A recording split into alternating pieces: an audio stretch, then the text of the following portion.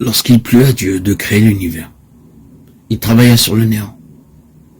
Et voyez les belles choses qu'il a faites. De même, s'il veut travailler en nous pour y opérer des choses infiniment au-dessus de toutes les beautés naturelles sorties de ses mains, il n'a pas besoin que nous mettions en si grand mouvement pour l'aider. Laissons-le plutôt faire. Il se plaît à travailler sur le néant. Tenons-nous en paix et tranquillité devant lui, et suivons simplement le mouvement qu'il nous donne. Tenons donc notre âme en paix, et nos puissances spirituelles dans le repos devant lui, en attendant tout mouvement et toute vie de lui seul. Et tâchons de n'avoir ni mouvement, ni volonté, ni vie qu'en Dieu et par l'Esprit de Dieu. Il faut s'oublier pour tourner continuellement son âme vers Dieu, et la laisser doucement et paisiblement devant lui.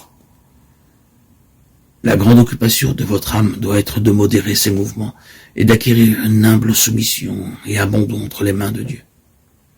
Il vous est permis, il vous est même bon d'avoir des désirs de votre avancement spirituel.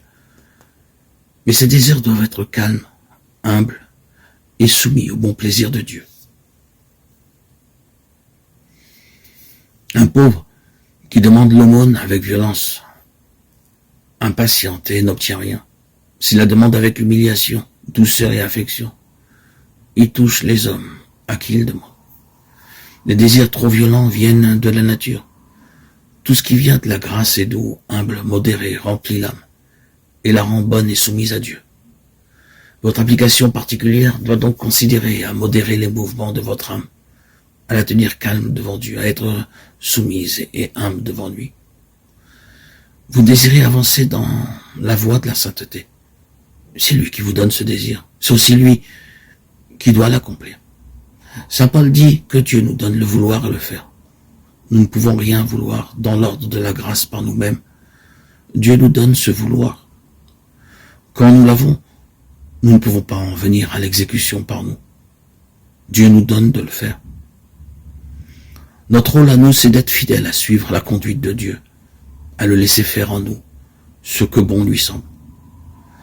Nous tracasser, nous empresser pour exécuter ce qu'il nous inspire de bons désirs, c'est gâter l'œuvre de la grâce en nous, c'est reculer notre perfection. Ne cherchons pas à être parfaits tout de suite. Accomplissons avec calme, avec une paisible fidélité, ce qu'il demande de nous. S'il lui plaît de mener notre barque plus doucement que nous le désirons, soyons soumis à son divin bon plaisir. Lorsque nous voyons toujours les mêmes défauts en nous, tenons-nous dans notre bassesse devant lui. Ouvrons-lui notre âme afin qu'il voie nos plaies et nos cicatrices, et qu'il lui plaise de nous guérir quand et comme il lui plaît.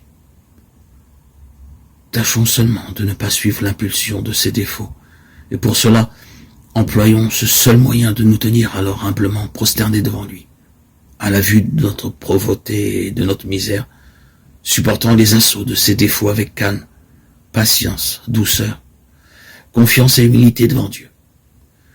Bien décidés à être tout à lui, au milieu de ses défauts, à ne pas les suivre et à les supporter jusqu'à la fin de notre vie, si tel est son bon plaisir.